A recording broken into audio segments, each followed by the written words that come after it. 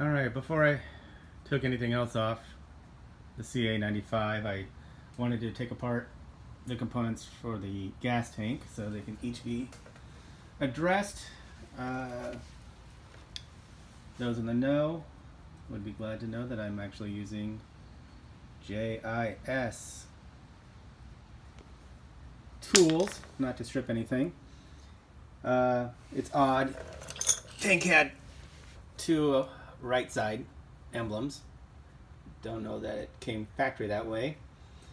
Rubbers are dry rotted for the most part.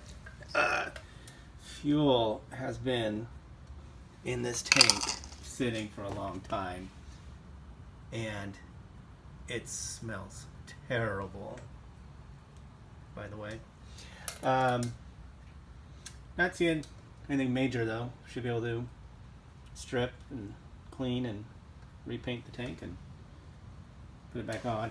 I am nervous about rebuilding this pepcock.